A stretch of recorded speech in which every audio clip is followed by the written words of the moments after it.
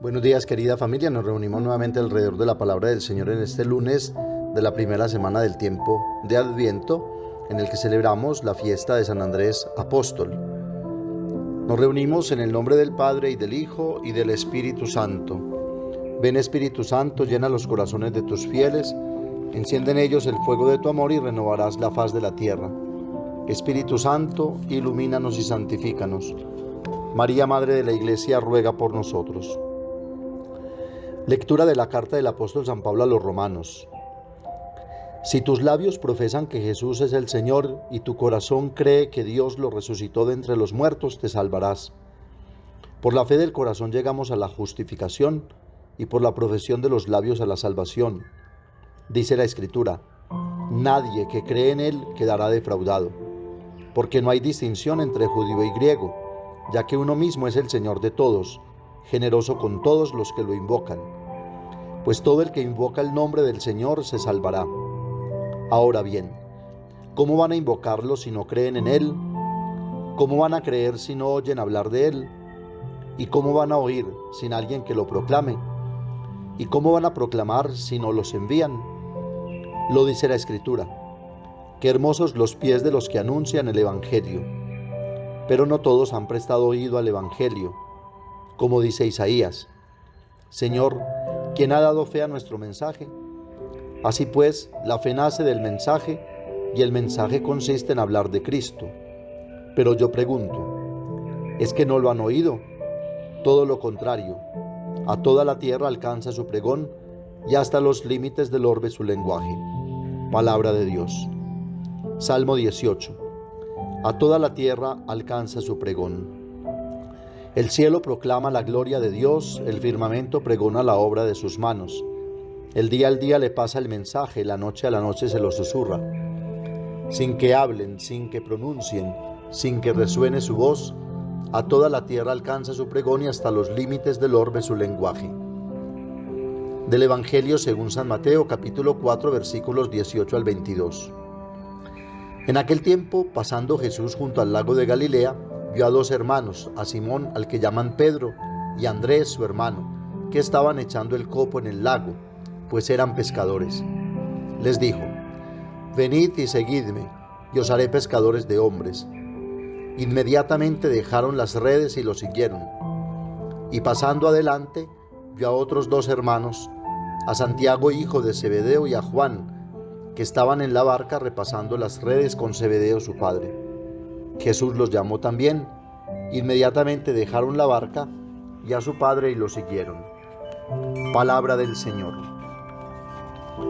Hoy celebramos la fiesta de uno de los primeros discípulos de Jesús, que después se convirtió en apóstol y que para la Iglesia, como para ese momento, se convirtió en puente que comunica las dos orillas y hace que otros encuentren a Jesús. Tarea del cristiano no es simplemente encontrar a Cristo y hacer parte de su grupo, sino fundamentalmente la tarea del cristiano, discípulo de Cristo, es configurar su vida con Él y estar plenamente decidido a seguirlo y a apostarlo todo por su seguimiento. Vio a dos hermanos, Simón, al que llaman Pedro, y a Andrés, su hermano. Les dijo: venid y seguidme, y os haré pescadores de hombres. Inmediatamente dejaron las redes y lo siguieron. Encontrar a Cristo no significa simplemente encontrar a alguien, sino encontrarse con alguien que es único, diferente, esencial, capaz de cambiar la vida. Es saber descubrir en Él la única oportunidad de la vida que no se puede desperdiciar y que no da tiempo para después. Es asumir todo el riesgo y el desafío de la vida. Inmediatamente dejaron las redes y lo siguieron. Seguirlo entonces es comprometer toda la vida con Él y su propuesta.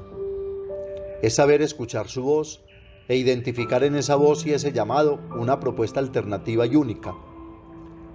Es cuanto dice Pablo en la primera lectura: si tus labios profesan que Jesús es el Señor y tu corazón cree que Dios lo resucitó de entre los muertos, te salvarás.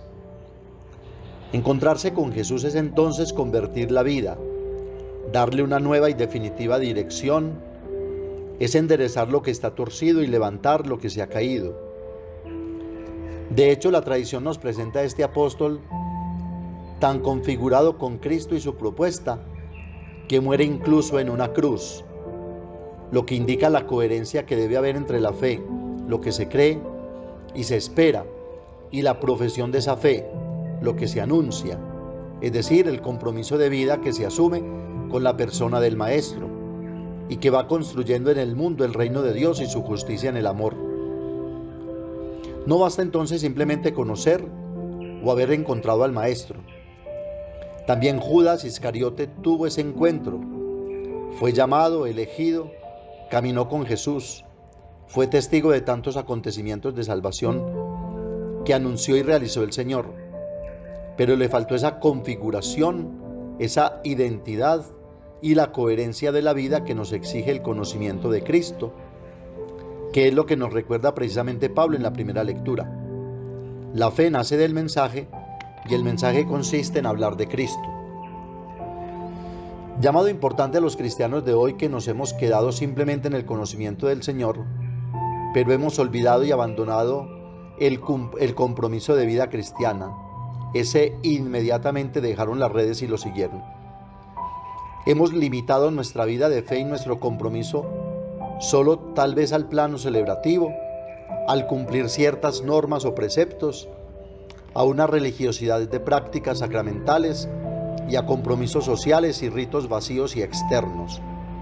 Pero la vida y el compromiso de hacer que otros conozcan, encuentren y sigan al Maestro, lo hemos relegado y transferido solo a la jerarquía de la Iglesia, en la que también hemos perdido credibilidad. Es decir, hemos convertido el cristianismo simplemente en compromisos sociales y religiosos, mas no en una propuesta de vida nueva y de salvación. Valdría la pena dar una mirada a la vivencia sacramental que hay hoy en la Iglesia. Damos por supuesto que ya tenemos suficiente conocimiento de la doctrina que aprendimos en la catequesis, o lo que escuchamos en alguna Eucaristía de la que participamos esporádicamente, cuando me nace, cuando me conviene, o cuando me siento con ánimos de participar, como si fuese algo alternativa o innecesario, o incluso saber si algunas oraciones es ya suficiente y necesario para decir que creo y que soy cristiano. Pero Pablo nos dice: todo el que invoca el nombre del Señor se salvará. Ahora bien, ¿cómo van a invocarlo si no creen en Él? ¿Cómo van a creer si no oyen hablar de Él? ¿Y cómo van a oír sin alguno que lo proclame? ¿Y cómo van a proclamar si no los envían? Lo dice la Escritura: qué hermosos los pies de los que anuncian el Evangelio. No basta entonces ser bautizado, es necesario el compromiso de ser puentes, pues Cristo no simplemente eligió y formó a sus apóstoles, sino que los envió a anunciar de palabra y con las obras que el reino de Dios está entre nosotros. La Iglesia continúa hoy esta tarea porque ha sido fundada sobre los apóstoles y profetas, aquellos que con su vida, coherencia y compromiso sincero y fiel sentaron las bases y siguieron construyendo con el anuncio y con las obras el reino de Dios y su justicia en el mundo. San Andrés nos enseña cómo hacer, pues él lleva a Jesús a su hermano Simón, según el relato del Evangelio de Juan, y también a algunos griegos que querían ver a Jesús. Sirve de puente para que el hombre se encuentre con aquel que le ha cambiado radicalmente la vida, la manera de pensar y hasta la manera de vivir en este mundo. Y es esta la tarea y el compromiso de cada cristiano: seguir anunciando a Jesús, pero no solo de palabra, sino con una vida verdaderamente comprometida en la cotidianidad, en nuestro propio ambiente. Venid y seguidme, y os haré pescadores de hombres. Seguramente Jesús no les cambió la manera de trabajar y ganarse su sustento, sino la manera de pensar y de obrar. Seguirán pescando peces en la realidad de los hombres y en la cotidianidad de la vida, pero pescarán hombres para Dios. pues sus vidas han encontrado lo esencial y otra manera de ser, de vivir, de trabajar, de ver la realidad, de comportarse. Decía el Papa Benedicto XVI en la inauguración de su pontificado: Dios no nos quita nada, al contrario nos da todo.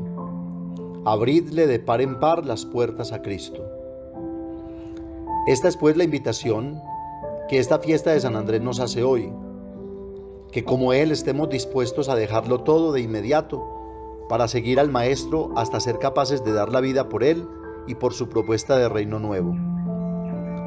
La Santísima Virgen María nos ayude pues a dar este paso decisivo para que en la cotidianidad de nuestra vida podamos pescar hombres para el reino de su Hijo Jesucristo. Amén. Padre nuestro que estás en el cielo, santificado sea tu nombre. Venga a nosotros tu reino, hágase tu voluntad en la tierra como en el cielo.